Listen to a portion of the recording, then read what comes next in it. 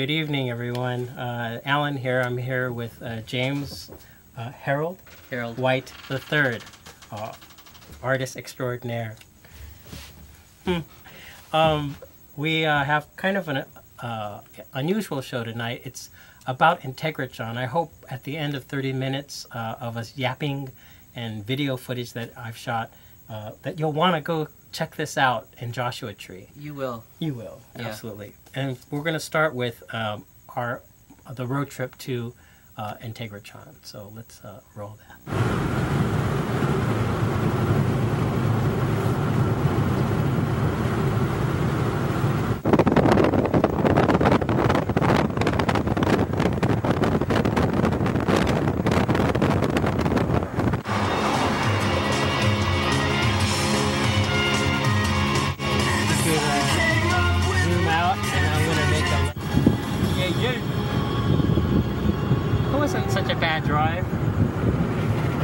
Close to LA.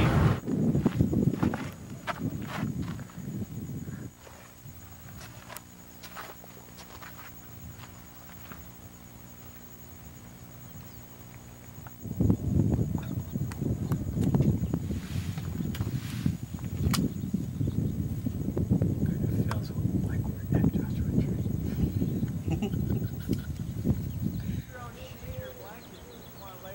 I sort of wish we were at Joshua Tree. I don't sort of wish, I do wish we were.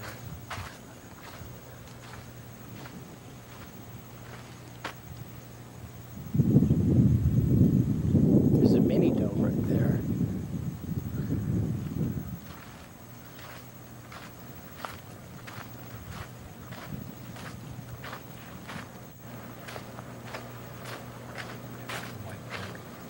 It is.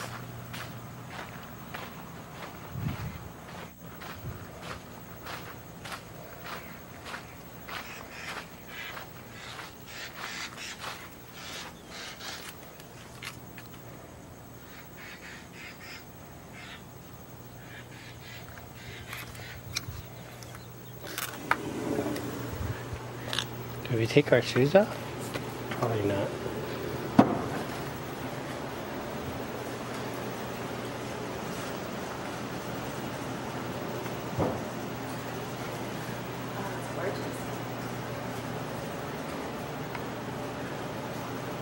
Oh, he's quiet.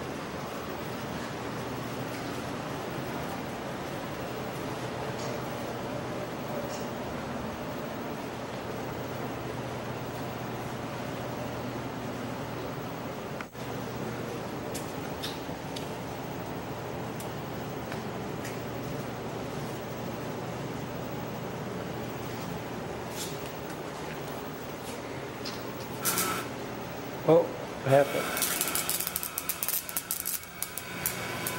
Sweet.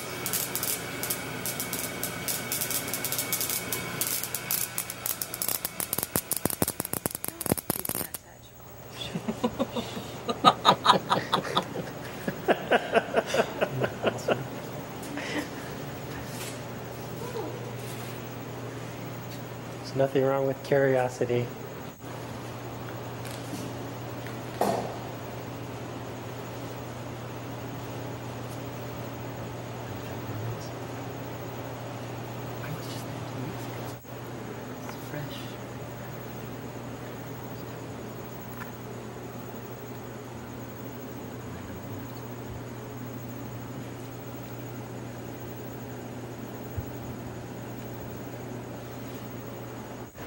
You want to go upstairs? Yeah. Alrighty.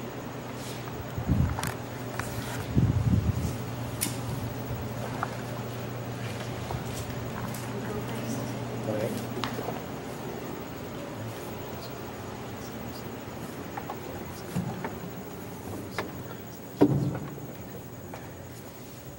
So she's got.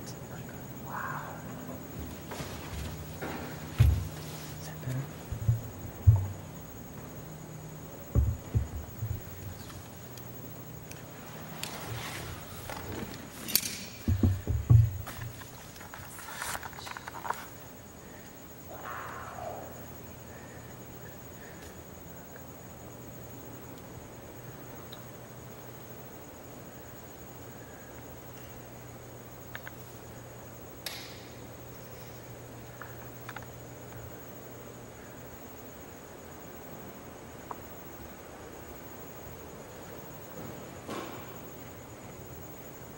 Echo.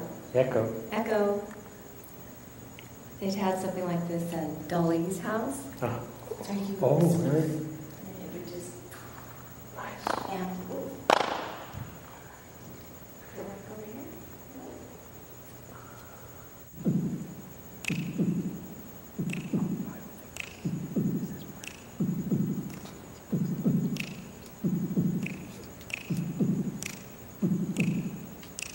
Okay. Sorry about that last impromptu performance. I have some drawings here that I'd like to show you guys to talk a little bit about the history of Integratron. That's my George Van Tassel drawing. He passed away in 1978.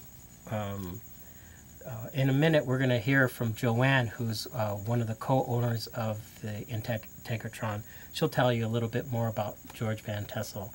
But there's lots of information about him online, especially if you go to Integratron.com.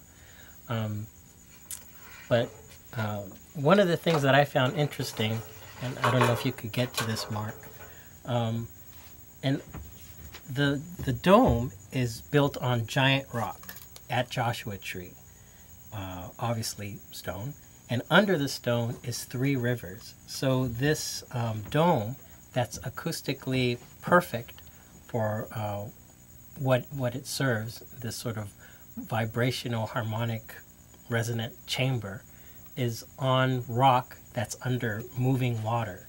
And as I understand it, that is a kind of formulation for a battery. Now, how did George Van Tassel know that to do this? We don't know. There's talk that possibly he met with aliens and the aliens gave him this formula. But whether you believe that or not, it is amazing that without any tools to really know that there's a river under this rock, this great famous rock at Joshua Tree, to build it exactly where it would only work is kind of a long shot, I thought. No divination, Rob. Yeah, who knows? Maybe he did meet with aliens. Also, just so you know, we're here in Los Angeles, and it's about a 2.5-hour drive to Joshua Tree. This is the ocean, which is black because of the oil spillage. And not that I understand this diagram, but this was online, and I thought it was interesting that this building was built to create electricity for it to propel itself, and it was using Tesla coil as a point of electricity and energy. Now, George Van Tassel never finished the dome, but allegedly through this sort of form, not necessarily this exact formula, but this kind of formula, if you were to walk through the dome while it was on, it would extend your lifetime. You would be able to live longer. And there's also some writings and interviews with George Van Tassel that allude to the fact that it was also supposed to be a time travel machine. So I thought that was kind of interesting. Let's go on and listen to Joanne's interview, which is about 10 minutes long. This building is really very historical and made by George Van Tassel, who came to the desert. You know, one of those people who came out here in the late 50s, late 40s actually. Whatever his inspiration was to do that. And he claimed he had an extraterrestrial contact about 3 miles away from here in the open desert near a giant rock, one of the largest freestanding boulders in the world. You know, just a very unusual occurrence. And he was very vocal about this contact. He claimed that in the process of communicating with these quote-unquote space people that he was given not only the architecture for this all-wood building, but also an equation for a proprietary frequency that this building ultimately, as a machine, would emit and extend human life. And so we're, in the end, you know, he didn't achieve that machine part. the moving parts anyway, of the building. And so we're left really with this beautiful architecture and also this building that has unusual coherent fields now digitally measurable by geophysicists. So most of what he claimed has been borne out. I think he would really like that people were coming in and seeing it and just appreciating it. You know, I have my impression of the building, you have your impression of the building. And it's one of the great things about the Integratron, I think because it was really built sort of for humanity, that it has this way of being very personal to people. So there are a lot of people that visit the Integratron, thousands, and they all have their own ideas about it and their own relationship with it, and they're all fervent in their own interpretation. We knew the person that bought it from George's widow in about 1987, and while he didn't really open it to the public in a very broad way, he did endeavor to restore the property and to create an oasis. And so we were lucky enough to have access to the property during that time. And there were lots of different kinds of people here doing lots of different kinds of things. And we were experimenting really with sound. And we just always asked for first right of refusal, more emotionally than anything. And then when it was offered to us for sale, my two sisters and I, who had always secretly wanted to have a business together. I think we thought it would be a bakery or something, but or something. But this seemed like something to do, and certainly it was worth restoring. I mean, I think we didn't really know what we were doing. You know, how we came to get it is, I think it kind of came and got us, not to sound too magical about it, but it was, we always really loved this place. Really, really loved and cared about it. And we just intuitively and reflexively bought it in 2000. So you and your two sisters Me own and my it? two sisters. Do they live here as well? One does, and she runs the Mojave Desert Land Trust here in the desert, and she's very smart and talented. And our other sister, who is right now in Europe, but she is a paralegal and lives in Pennsylvania. And her husband is a brilliant electrical engineer, so we have a lot of good brains, and we're pretty decent. My background really is in cardiac research, and I worked for a company that had a very specific algorithm for computerized arrhythmia monitoring. Which is, you know, hooking people up to electrodes and then taking 24 hours of data off their body and then analyzing it. So it was a really kind of a diagnostic tool. I really loved my job. And it was very stimulating and interesting and leading edge, state of the art for sure, analog to digital back in the day. And then working with pattern recognition and so forth. And we were, excuse me, enthusiastic to, you know, think outside the box, and we began to have access to sound and some sound research that led us into working with sound, and also working with the field around the body and looking for as much information as we could find. And, you know, hearkening back to George Van Tassel, here he builds this building. He spends all of his time talking to people about the invisible spectrum around the body, the field, that it's the implicate that creates the explicate, not the other way around, and feelings and thoughts and inner health, and how there was such a fine line between science and religion. I remember thinking that was a ridiculous idea. And then to find out that music is science and math more than almost anything. I mean, it has its certainly art in there. And it was this fusion of art and science and magic that this place was. That was just a complete playground for all of us. But we spent as much time as we could here. I just remembered some book I read once on Rural Rife. Yes. Have you ever studied any of his Sure. stuff? Yes. All of those frequency modalities, you know, Nikola Tesla's violet ray tube, and we sat in multiple wave oscillators and Rife machines, and just really, Rife is probably more related to what George was doing in terms of frequency and sound frequency. Clearly, there is an application for that. You know, it's not pharmaceutical. No. It's free, sort of. And so it seemed like as though in order to really pursue that, you have to self-actualize and self-start and look for yourself and find out what you like. And it's all autodidactic, the whole process of finding what rhythms and sounds and music evoke certain feelings in you. I remember the first time we ever heard didgeridoos. I mean, I thought the word sounded like doodly-doo, doodly-poo. I mean, we just didn't even really understand. I thought they looked like kazoos.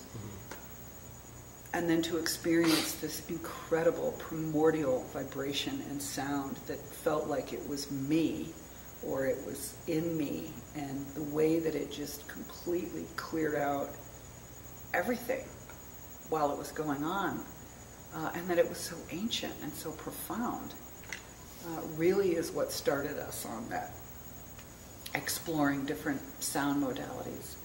And because it's been mostly centered around the Integratron, it's been in the acoustic environment for us.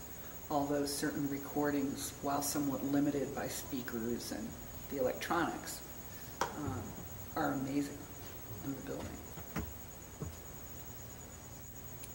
You mentioned to us earlier that when you I don't know if it was after you opened it up or before you opened it up, but you said the first visitors were musicians? Always, yeah. Oh. Musicians somehow, we thought they must have some sort of a tom-tom line. You know, it was just kind of a dial-up universe when we bought this in terms of internet access, and we inherited sort of a flat plain brochure sort of website and the domain name, and we very quickly had to begin to say more and more about the building while still giving it its magical quality and its all about you-ness that we know that it is. But it was always musicians that showed up here. It was an incredible privilege, you know, Celtic lullabies and didgeridoos and violins and harps and harmonica players and rock stars and really famous musicians, and then people that we really didn't even, you know, that were just showing up here to experience it. Would they perform? Yeah. As well? They do, and from time to time we do offer concerts. Because we have a limited capacity, it's very difficult to make concerts work here because so many more people want to come, but we do them. And I think we can fit about 70 people upstairs. And they're very intimate, personal, you know, sound experiences. Do you remember the first time a musician showed up? Do you? You know, I would venture to say it might have been those didgeridoo Aboriginal elders, you know, are the first that are the most striking. Actual Aboriginal elders? Yeah, I mean, real didgeridoo players. What was that? How? They just showed up. I mean, it's so... My only regret in all these 10 years of owning the Integratron is that we didn't have so much of it on videotape. That in the early days, when we were really working on the infrastructure and literally saving the property from just, you know, now 40 and almost 50 years of infrastructure, most of what we were doing was invisible, you know, pipes under the ground and pumps and electricity. And so we would just leave the gate open. And the people that would pull in here were just, it was almost choreographed. Sometimes it seemed like that it would be randomly George's old friends would just show up sort of all on the same day spontaneously. And we'd have an opportunity to sit with them. Some of them have now passed away. And as much as we could do to just sit and write down everything, and ask them questions and interview them. I mean, I want to interview you. You know, that's more my nature. But musicians and healers and physicists and scientists and the whole Tesla realm and the Rife people and just all of the layers, the architects and builders and geophysicists. It was such a wonderful conglomeration. Okay, first of all, I'd like to thank Joanne for opening up Integratron for the rest of the world to experience it. We all had a very amazing time there. We have a special guest today, James Harold White III, who recently went to Integratron and enjoyed it. James, do you want to talk a little bit about your experience there? That was your first time. It was my first time. I'll definitely go back. I will definitely go back. I'm not really sure what to say about it. I definitely, I felt some expansiveness. My experience there was sort of like, I felt like a rubber band. I felt like my sort of, that I would sort of come out of my body a little bit, and then I would get to a certain point and then snap back, and then it would happen again. You're talking about during the sound bath. During the sound bath, yes. What they do. Yes. And I spoke about it, there were about 12 of us who went, and after I described that, I don't know if it was the power of suggestion, but other people had said that they also had the same experience. One of the people that I went with is a friend of mine, Patrick Giulio, who I sort of trust in terms of music. He's got a lot of training, whereas I just like to listen. Mm-hmm. And, you know, that's his thing. And so he was amazed. He didn't buy into the whole, you know, perfect acoustic stuff. And you go in skeptical. Absolutely skeptical. And yeah. he walked out totally flabbergasted. Right. I mean, just like, what? And it was my first time at the Integratron, but it wasn't my first time having a sound bath. Oh, no kidding. I had a sounding session in Northern California a few years ago, and the experience was totally different. How was it different at Integratron? It was more powerful for sure. Mm-hmm. Mm-hmm. You could, and I felt it after the first session, but not the same way. It wasn't nearly as intense. I've also, obviously I went, and that's what the footage is. I also walked in skeptical, but, you know, I don't know.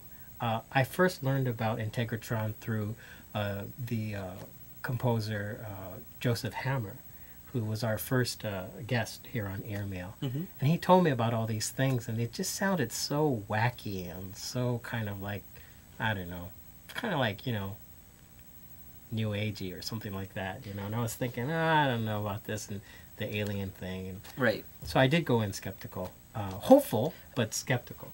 Right, absolutely. Right. Wanting, I would even go past hopeful and say wanting to believe. Yeah. And skeptical at the same time. Yeah. You go in, it is Joshua Tree. I mean, let's face it, most people who go to Joshua Tree alone have an amazing time because it's such a beautiful place. But you drive towards this thing and it's like, wow, there it is.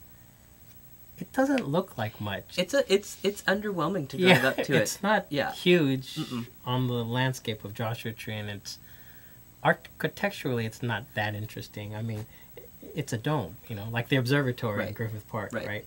But but the moment you walk in, something happens, and it's like, okay, something's going on here. And maybe it's the acoustics. Maybe the sound is traveling in there, and the moment you walk in, you're in this frequency gyro, you know. Well, maybe I might be exposing myself as a kook, but I feel like if the sound is doing that, and sound itself can do that, like why does that necessarily? I don't think that necessarily has to rule out other things happening as well. No, absolutely not. Which I'm not saying you're suggesting. I'm just trying to figure it out. Yeah, no, I think it's, one thing that happened while we were there, in the center, there's the post in the center, and it's, I don't know, there are 3 different colors or something. Does this all sound, you know? And then like one of them is maybe green or yellow or red, or anyway, he talks about how if you move into that pie shape of the circle, that it does something. It had some sort of power, and I don't remember what it was, but it was beyond benign. It was good. It was like something that people would want. And I remember looking around and noticing that no one was moving in that direction. And I thought, well, I want to move in that direction. Maybe I should move in that direction. And I kept looking, and I was like, no one's really moving in that direction. We all did go eventually, but like just the amount of time it took from him suggesting that this had a possible benefit, and then people going in that direction, it was really interesting. I actually have a 2-minute thing of the sound bath we took. So if we could show that, Mark, that would be awesome. Do you have a preference? Sometimes the quiet is nice. I was just thinking that. But it's sort of neighborhood quiet. I think you would prefer the quiet. Okay, so I'll just start with those sounds just to sort of bring it together and then.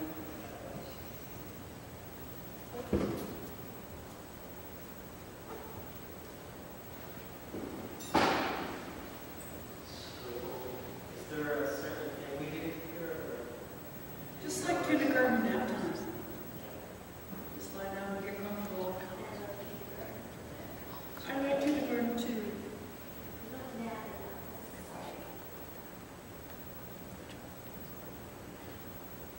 Did you ever read that? Everything I need to know I learned in kindergarten. Those 10 things.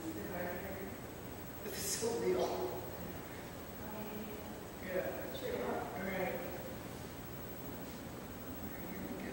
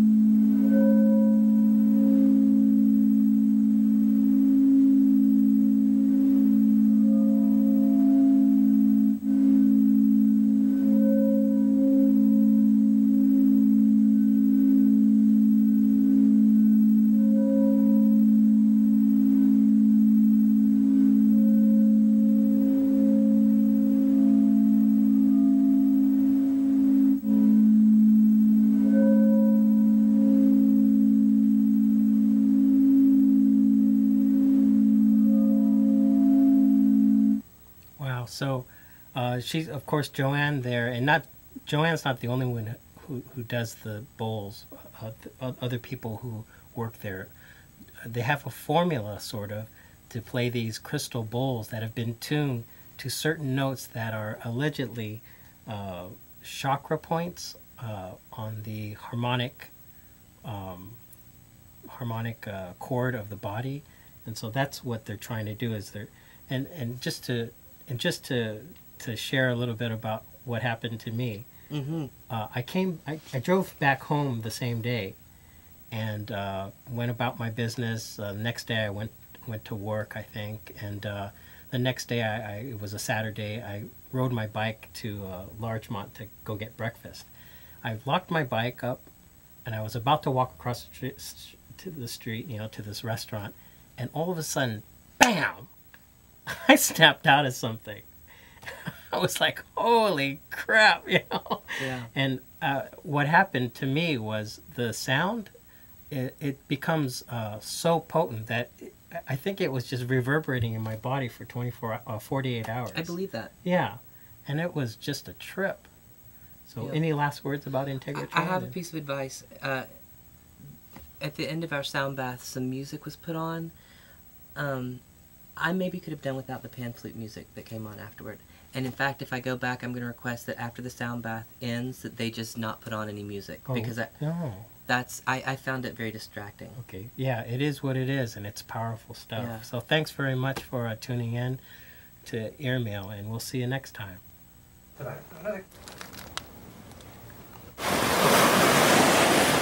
enough for a bee.